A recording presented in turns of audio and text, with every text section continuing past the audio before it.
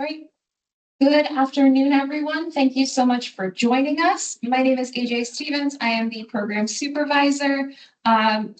Depending on how things go, we may or may not be joined by Kelly Russell, our assistant director, and Michael Knight, our fiscal and contracting supervisor.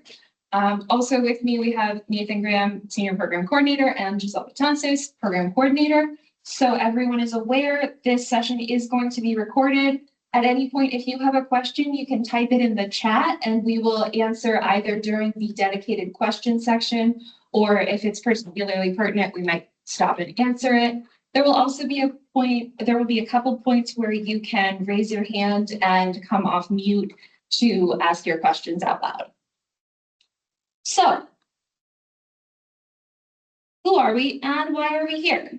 We are the Office of Management and Budget Community Development Division. You may know us as the people who make you fill out lots of paperwork to get grants. You are organizations which have provisionally been awarded either a 2025 public service or neighborhood economic development grant. Of course, these funds are federal money, so there are lots of rules and regulations, which is why we have these training sessions, why your program coordinators will work with you. We just want to try and make things go as smoothly as possible. Today, we're going to talk about what CDBG is, how it works, how we make a contract, and most excitingly, how you get the funds. CDBG is the Community Development Block Grant, which just means that is a chunk of money the city gets. It is designated for low and moderate income residents, and we distribute it to nonprofits such as the ones you represent via our public service and neighborhood economic development grants. If you have been following the budget discussions, it's in there as CDBG. But since our PSG and NED programs are funded with CDBG, we have to follow all of these lovely federal regulations. So every year, HUD issues funds directly to the city of Pittsburgh. Right now, as has been mentioned in the emails you've received, we don't officially have our money yet. It's coming. We're expecting it. There's just been a lot of holdups with the government shutdown. So since we don't have the money, we cannot officially promise it to you, which is why we keep saying provisional. However, once we get the money, we allocate the funds to organizations within the city, and these organizations are called subrecipients. That's you guys. So you may recall, you all applied. City Council and the mayor made funding decisions. Our office determined eligibility before they made those decisions to just making sure everyone checked all of the boxes as an organization. So you will be receiving an award letter as soon as we are allowed to send award letters. What you will be receiving for sure, though, is an email from your program coordinator that will contain all of the information, all of the documents you need to start creating a contract. Once your contract is executed, you carry out your activities and submit invoices, and then the city controller writes a check for the invoice amount once it's approved. As a reminder, this is a reimbursement grant. You have to spend the money to get the money. And those little stars are just where we are in the process. Okay, so as I mentioned, during the application process, we confirmed your eligibility as an organization, but it is your responsibility as an awardee to maintain that eligibility throughout the contract term. The biggest things are your SAM.gov registration. That active registration has to be renewed every year. So just because you had it last year does not mean you still have it. Please keep an eye on that. It has a very handy expiration date, and you can always ask your program coordinators for help. Additionally, general liability insurance is required for all organizations. Workers' comp insurance is required for any organizations with paid staff. Those insurance policies must cover your organization for the entire contract term. If your insurance expires, just send us a new updated policy certificate. It is also required that you maintain your 501c3 status throughout the course of the contract term. Now, these emails that you're going to get from your program coordinators will contain all of this information, but we like to go over just The documents that you're going to be turning in to make your contract. So first up is the exhibit. First up is there's going to be all of these exhibits. They will be, there will be a checklist as well. So first up is your scope. This describes how funds will be spent, specifically saying CDBG funds will be used for. And then if you are a project that is serving seniors or the homeless, you will mention which presumed benefit population you're serving. If you are verifying income of your beneficiaries, you will have a section that mentions how you verify beneficiary income. And if you are doing a NED project, you will mention which census tract or tracts your project will operate in. For the first two, the presumed benefit and the income verification, you will also mention an estimated number of people you will serve with these funds. Again, your coordinator and checklist will have these details. Exhibit B is your budget. It must be tied to the scope. It must include only approvable expenses. There will be more on that later. And the budget must include the exact award amount. We do not want the budget for your entire organization. We just need to know how you're going to spend your award exactly. Exhibit C is where we put the insurance. You must have that $1 million in general liability insurance. And your certificate of insurance must include the phrase, City of Pittsburgh is an additional insured in terms of general liability insurance. If we don't have that, we will reject the certificate and ask you to send a new one. Again, you have to have that proof of insurance for the entire contract. Just make a note of when your policy expires and plan to send an updated certificate of insurance over to your coordinator. If your organization has paid staff, you need to provide proof of workers' comp insurance. If you do not have paid staff, be sure to let your program coordinator know that, and they will give you a waiver that you have to sign to that effect. And again, if you have that workers' comp insurance, it needs to cover the entire term of the contract. The debarment certificate, we mostly include that here so you don't wonder why we're going from C to E. The debarment certificate will be signed electronically in the contract with the rest of the contract, and it is a statement promising that your organization is legally permitted to do business with the city. Exhibit E is your statement of affiliations. So there are some questions we encourage you to answer briefly. You do have to, however, include your entire board of directors. We need their name, title, and contact information. If it doesn't fit in the final box, just add it as an extra page. We need that information. You will also receive a federal grant reporting form. This is any federal dollars that you have spent in the last fiscal year. This includes CDBG funds from the city. So if you got a public service or a NED grant last year, please include that on your federal grant reporting form. Finally, we need the contact information for the person who will sign the contract. We need their name, title, and email address so that we can enter them into our electronic signature process. And this person must be authorized to sign on behalf of the organization, but it can be your board president, your chief operating officer, an administrative secretary, anyone who is authorized to sign on behalf of the organization. So, of course, why does this matter? Because once that contract is executed, it is legally binding. You will need to spend the money according to the budget that you put in the contract. You will need to request your invoices during the time frame set out in the contract. You will need to be reporting on your beneficiaries as is delineated in the contract. So some of these are simple attachments and some of them require a little bit more work. You can always ask your coordinator if you need help with any of them. And at the end, we will have a link to a page on our website that has examples of all of them. And those examples will be going out in those emails from your program coordinator. We are asking that you put your documents in by January 16th. We know that the holidays are coming up, but January 16th, everybody should be back in their regular rhythm by then. Try and get all of your documents in as quickly as possible, because the sooner you get your contract executed, the sooner you can request this money and get a check. I will now pass it over to Nathan. Hello, everyone. I want to start with a quote from HUD. The cardinal rule of federal funds is, if it isn't documented, it didn't happen. So with that in mind, why are we documenting?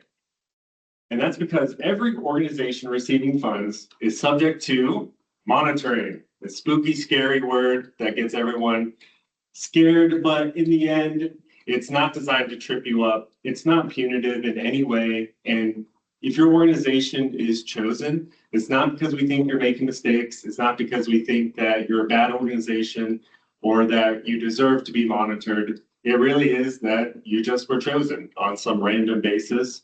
And your program coordinator will warn you in advance if this is happening. It could happen during the term of your contract, but most likely will happen after your contract is closed. And it's for everyone. Everyone is going to go through this process, and we want you to pass. We want to be on the same page so that if HUD ever came to your organization, that we know that you're good, we know that we're good, and everyone will get flying colors and get gold stars. We're going to take a quick break for questions right here. If you have questions, you can put them in the chat. You can also raise your hand.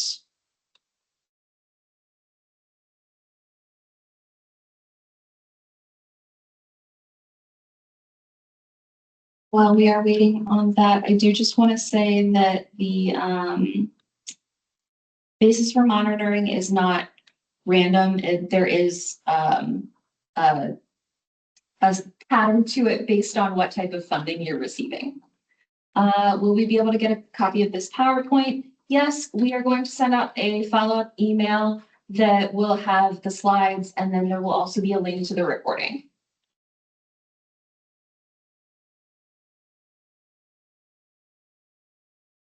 One for additional questions.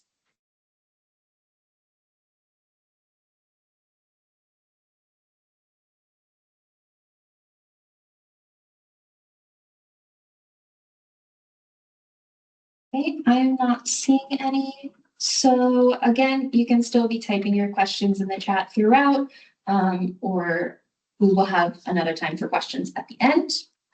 And now we will pass it over to, what backup documentation will be needed for monitoring. So that is going to be something that is discussed through, like in the lead up to your monitoring. Your program coordinator will give you a checklist. But for now, make sure that you are keeping track of everything related to your contract in a specific place. So everything that your program coordinator sends you, everything that you send them, keep it all in a contract specific file. All right, over to our fiscal and contracting supervisor. All right, good afternoon, ladies and gentlemen. All right, it's money time. You learned what's all needed to develop a contract. Now it's time to turn that contract into reimbursable funds. Going back to the budget area where you discuss how you plan on spending your awards is really important. When creating that budget, you want to be as generic as possible. You don't want to be very specific in your wording, and we're going to go over some examples very shortly of what I mean, but just give a brief overview. Salaries, if you want to pay for an executive director, an admin, you don't need to have those specifically broken out in those categories. You can just say personnel. So before we move on to a deeper dive into being reimbursed, I just want to warn you, I'm going to throw a lot of information at you. There will be a quiz at the end of this, but don't worry. If you don't retain everything, this is what we're here for, to help you get to the finish line and get access to your funds. So let the fun begin. What can get approved? That's a great question.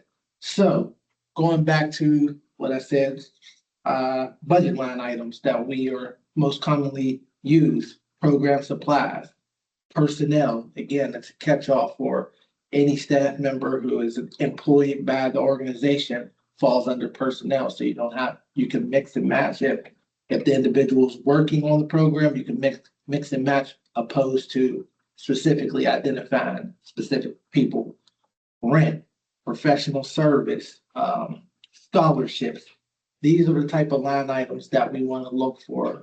If you're buying supplies, we don't need a line item that says Target or Walmart or Home Depot. Program supplies, utilities, we don't need to be broken out, gas, water, utilities, it's a catch-all. It will make your life easier to move through this process if you follow this, but if you have any questions, as always, please feel free to reach out to your program coordinator who can give you guidance. Discussing some of the line items, in particular, professional service or supply expenses, a procurement process. If you are utilizing the service or purchasing an item that exceeds $5,000, you need to make sure first you have a procurement policy as an organization, but second, that you followed that procurement policy in order to obtain the services or goods that you're asking to be reimbursed for.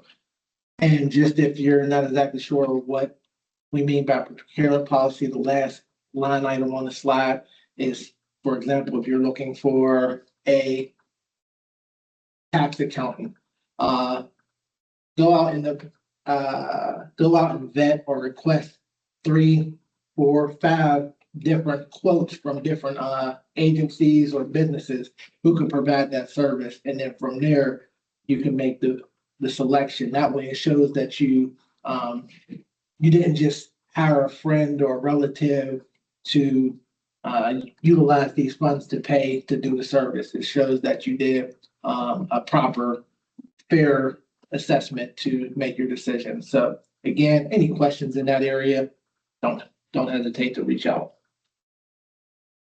So, ineligible expenses. This is a very important topic because if it's ineligible for us, we cannot reimburse it. So just understand, these rules come straight from HUD. There's no wiggle room. Just because we can't reimburse you for some of these items doesn't mean that you still can't do it. We're not telling you how to run your programs or how to operate. It's just we're telling you what can and cannot be reimbursed. Looking at this list, I'll just touch base on a couple of them. Food, drinks, snacks, etc. If your organization is not a designated food distributor, such as a food bank or a food pantry, we cannot reimburse you for food. If you run an after school program and you feed the kids, that's great. We just can't reimburse for that.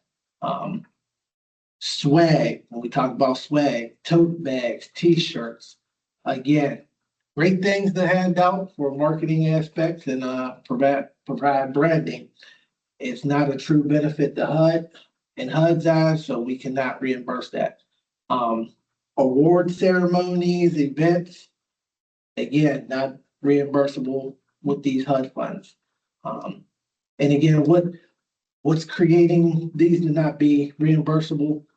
There's not a real benefit in the eyes of HUD that these funds should be used in that manner.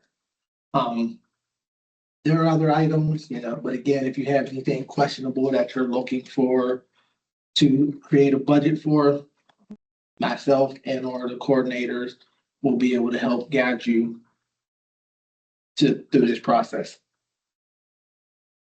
So now that you understand how to create your budget, what type of line items are allowable, what type of line items are ineligible, how do I get reimbursed? So this year, So this year, we will begin a new submission and reimburse process. Everything will be submitted through Bridgeway. A lot of you all are already familiar with Bridgeway because that's the software that you use to fill out the application. Now a centralized area for applications, submissions, and updates as to when payments are going to be made or have been made to your contract. So again, this is where you'll be doing the submissions. We will have a demonstration as to how the system works for submitting, but that will be TBD, to be determined. But at the end of the day, we want to make sure that we're making this process very streamlined and simple for each and every one of you all to fully expend these funds and reap the benefits of this award. We won't be requiring requisitions as we have in the past. This system will be now the new process for requisitions. So let's take another step forward in the invoicing. With the system, we still are going to require pretty much the same information that any individual was used to submit in years prior. As I said, there will be no requisition cover sheet. Bridgeway replaces that. We will still need a narrative. We will still need proof of expenses or backup documentation for what you're asking to be reimbursed for. And then again, the beneficiary report letting us know how many individuals were serviced. Again, invoicing can be done on a monthly basis, quarterly basis. You don't have to request funds multiple times. If you can expend all your funds with one request, one and dones are always best. But at the very least, we need you to submit a reimbursement request at least once a quarter from the time your contract has been executed, if not monthly.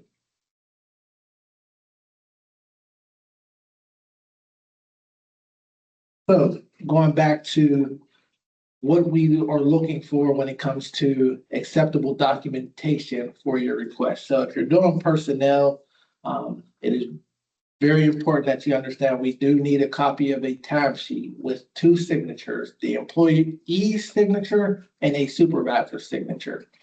To take it one step higher, because we do reimburse for some executive directors, if an executive director if it's their timesheet, then they will need a board member to sign off on a timesheet to complete that process. Along with timesheets, we need a copy of a pay stub and or a payroll detail report.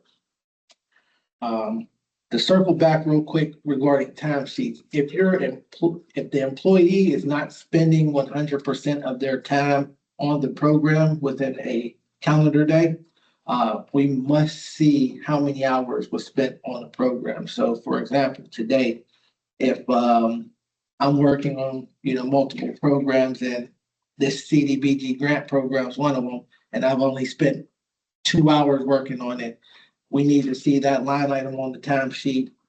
December 3rd, I worked 8 to 4, but out of those 8 hours, I only had 2 hours of CDBG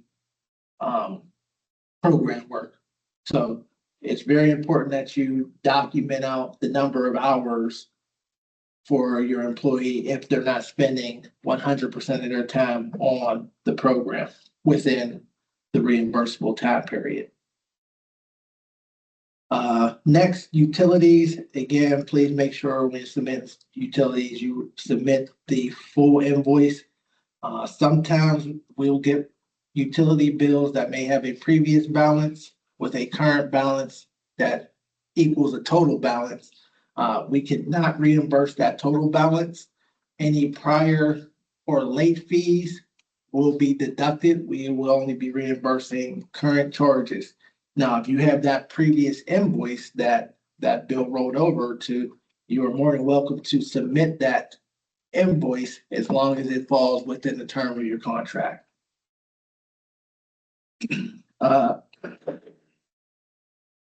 Same just to jump ahead a little bit, supplies. We need to see receipts. And whenever we're looking at receipts, we understand that over time, sometimes receipts fade, get a little tattered. If you have trouble reading what the itemized items were purchased, we're going to have trouble reading it, and we will not be able to reimburse for unreadable receipts. If you try to handwrite over it to do any corrections, that will be not unallowable too. So just try to do your best to either make copies or take a picture of the receipt in due time. That way it's clear and it shows who it's from, what was purchased, the date, and the total cost. So with all that information that I just poured on to you, as I said in the beginning, it's time to take a quiz. Before we jump into the quiz, there's a couple questions that I want to cover in the chat so they don't get lost. The first was the difference between the rules and guidelines on the ineligible expense slide. So rules are things that are explicitly laid out in HUD regulations as ineligible. Guidelines are things that are almost always disproved. They're the sorts of things that you can ask, but the answer is 99% of the time no. So honorariums and stipends are not eligible. Incentives, this is the next question, incentives are not reimbursable. You can kind of think of it as anything that looks like money going home in someone's pocket is not an eligible expense. We then have a question about a clock-in system rather than time cards. So, which are, payroll reviewed by the director of finance and the kitchen team. So it doesn't necessarily have to be a time card, but you should be able to still pull a report from that clock-in system that shows the hours worked. We do still need signatures on those, but your clock-in system should be able to provide some sort of report that is sufficient. Take it back. Mhm. And just to go with electronic timesheets, even if there's something that may say like it's been approved by whoever a supervisor is, that would be suffice to, if signatures can't be obtained, but we just need to see approval on those electronic timesheets too. Next question, would the manager's signature suffice or would we need each employee to sign? We would need each employee to sign unless that employee is no longer employed. Like for whatever reason, if it's skipped by, these timesheets should be signed in current time, but for whatever reason, if an employee is no longer there and it's their final timesheet, then supervisor or manager signature will be suffice. But outside of that scenario, it should have two signatures. All right. Oh, our employees do not sign their electronic timesheets. There is no way to do that in our system. It just shows electronic approval by supervisors. Sure, that's fine. As long as we know who the supervisor's name is. I mean, if you want to send over a copy of it, just to get the A-OK, but 9 times out of 10, it will be okay. We have also seen people just do a printout of that and sign it physically. Yeah. All right. So we have thrown a lot of information at you, and now it's time to test it. We're going to do a little quiz. Please feel free to put your answers in the chat.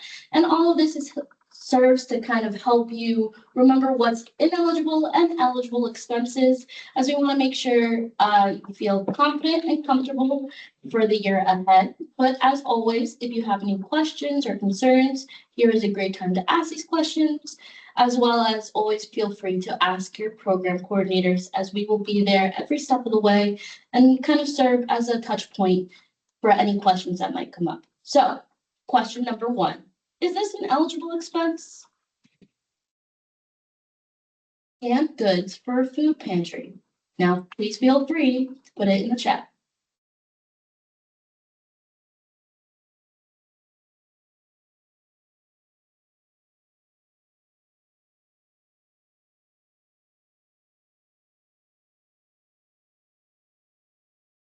Great job, guys. So as we get a general idea from the chat, you are correct.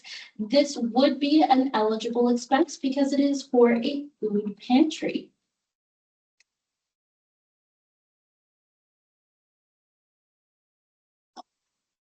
Next up is lunch for volunteers at a cleanup eligible. I think repeat that question. It looks like something. Yeah. went for a second. 1 second, let me just repeat that real quick.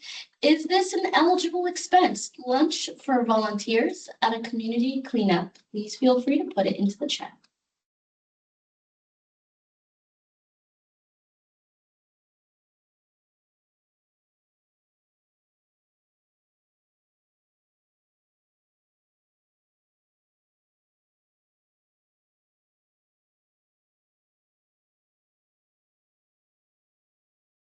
So I feel like the general consensus in the chat is no, and you are correct.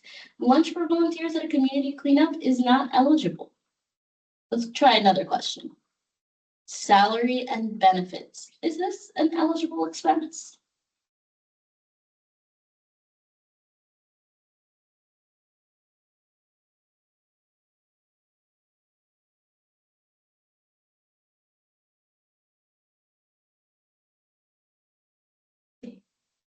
So for this, bonus points for those who said yes with eligible and proper documentation.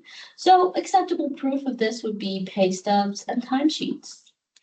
I see in the chat someone's audio cut out. Can someone let me know what the yes and no's are in regard to? Of course, Jordan. So right now we are asking the question, are salary and benefits an acceptable or eligible expense? And the group has decided that yes. Well, the correct answer is yes. And we gave special point out for people who said with the correct documentation. That correct documentation looks like pay stubs and timesheets. Although I will say that all of your eligible expenses do require required documentation. Correct. Okay, up next, is this an eligible expense? A new computer for your office staff?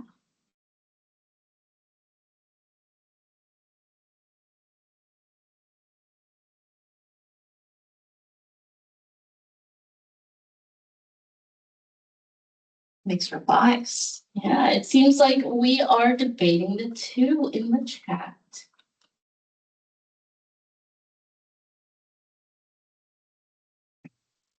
So, as you, some of you have pointed out, a new computer for your office staff is not eligible for CDBG funds. So there are some relevant questions. This is because it would be used by your staff. And there's no real way for us to confirm that you're using this computer only for CD eligible purposes. Because even if you're continuing to use it for eligible purposes after the grant, if it's still purchased with the grant, then we want to know who's benefiting. So basically, the only time that you might be able to get something like a new computer would be if you're an employment center and you're getting a computer for your beneficiaries to use to apply for jobs. Generally, if it's something big, a big piece of equipment for your office staff, the answer is no.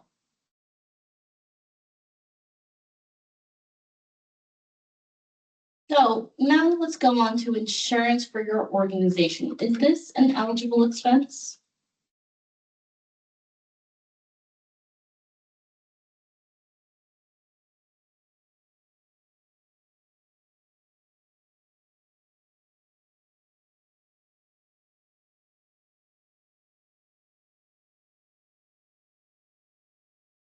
So it seems like there's a bit of a, what do you call it, contention in the chat of whether yes or no, but actually insurance is very much accepted. For acceptable proof, we just simply ask an invoice from your insurance company and a copy of the policy showing the term.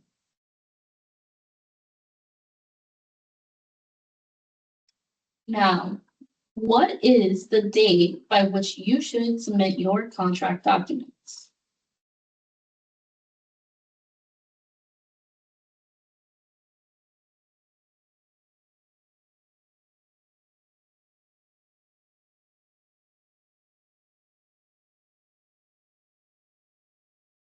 We got this one. Now, this one, I feel like we're all pretty confident it is correct, January 16th. However, you do not have to wait until the absolute last day to submit these documents. We definitely accept them, and as soon as possible is always a great kind of option as well. So this is the absolute last date, so you don't have to wait until then to submit your documents. Going to take questions again. There were a couple more in the chat. One was asking to define scholarships, which that would be if you are running a program like a summer camp and there is a cost to participate in the summer camp, but for some income eligible students, that cost is covered. That's a scholarship. If you are doing something very specific with scholarships with your program, you can discuss it further with your program coordinator, as that will, sometimes if you're calling it something different, we might have to look into it a little further, but generally a scholarship is going to be a cost to participate in a program.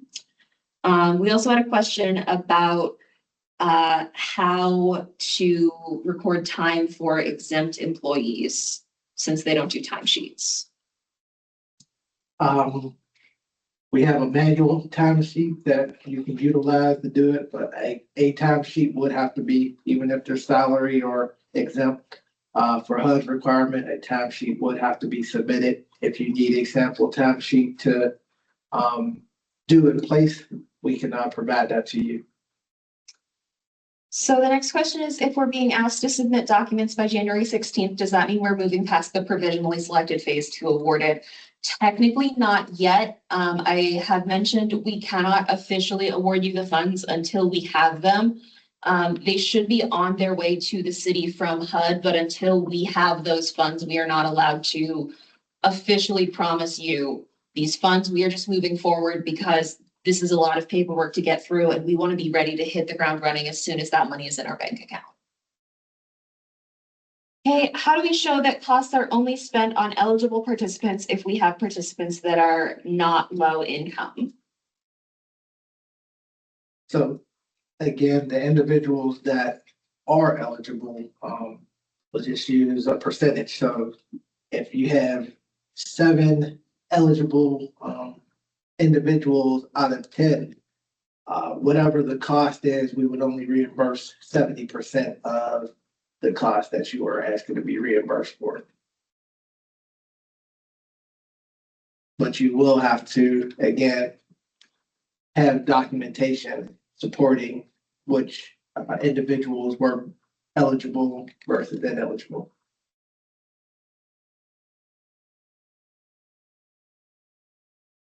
All right, do we have any further questions?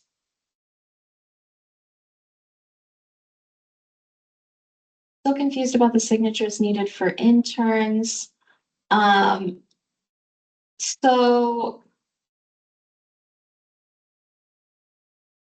Yes, so this might end up being something that is better to discuss with your program coordinator. Once you get in touch with them, you can send them over what you have and we can look it over, because I think just trying to get a description across might not be the best use of everyone's time, okay? Okay. Also, I do keep saying, once your program coordinators contact you, because of how scheduling is, some of you are going to be receiving the emails this week and some next week, but you will have them by mid next week. Your coordinator is going to reach out to you. Also, in the follow-up email to this training and yesterday's training, we will include instructions of, if you have not heard from your program coordinator by next Wednesday, please email community.development@pittsburghpa.gov so we can make sure that we're following up. Will there be a process for checking eligibility, and will that information have to be submitted for each participant? There will be a process for checking eligibility. If you look at your application, you should have listed how you intend to do that in the application. The subrecipients are responsible for ensuring eligibility of their participants. The city does not want any personally identifying information, but we will need the race, ethnicity, and income data that the beneficiary report requires. And the beneficiary report can be found on our resources for subrecipients page, which is this last bullet point here. We have a variety of eligibility verification methods that are acceptable. The most common is our nonprofits check if the beneficiary is enrolled in any federal aid programs like SNAP, TANF, housing assistance, anything like that. If they're eligible for a federal program, they are eligible for our CD programs. If you are doing a youth program, we have a great partnership with Pittsburgh Public Schools, and they can give you a percentage of how many of the kids in your program are on free or reduced lunch. And if they're eligible for that income wise, then they're eligible for our programs.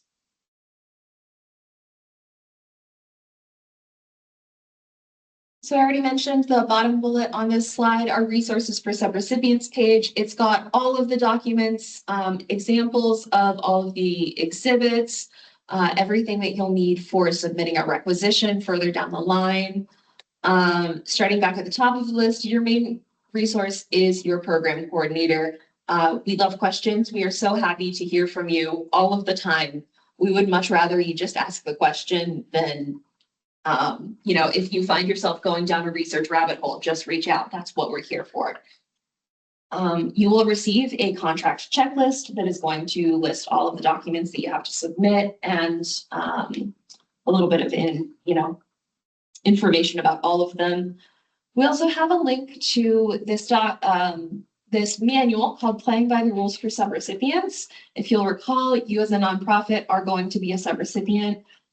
This manual is very large and covers a whole lot of situations, but if you need to look into what the federal regulations are saying about how to follow the rules, this manual is going to have the answer.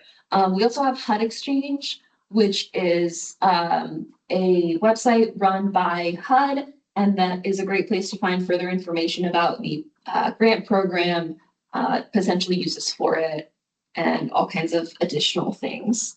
And we just got a very kind shout out about Nathan being very quick to answer questions. Do we have any additional questions? We can, again, raise hands, put them in the chat. There will be a follow-up email going out, potentially not until tomorrow, depending on how long the recording takes to get situated. But you will receive that, and you will receive contact from your program coordinator by mid next week. Otherwise, we will go ahead and cut this session.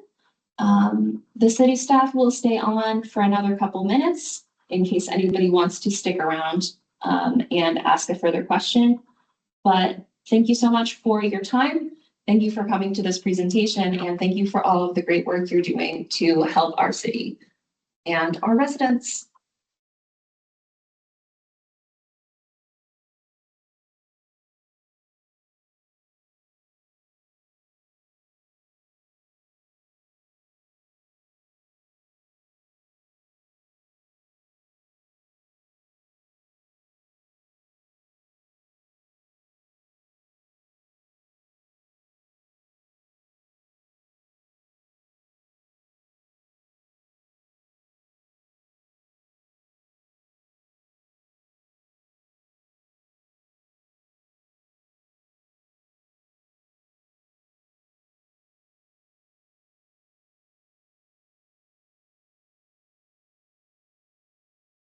All right, it doesn't look like we have any additional questions, so we're going to go ahead and end the event. Thank you all for your attendance.